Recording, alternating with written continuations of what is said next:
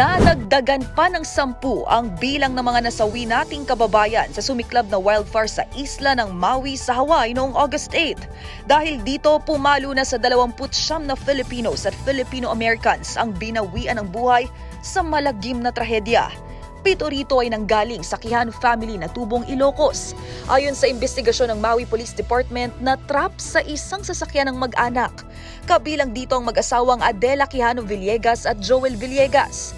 Kasama sina Filimon Quijano, Junmar Quijano, Angelique Quijano Baclig, Lydia Coloma at Luz Bernabe.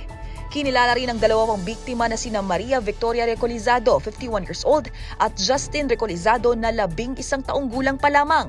Gayon din ang 81 anyos na si Reveling Tombok, binawian din ng buhay sa naturang trahedya.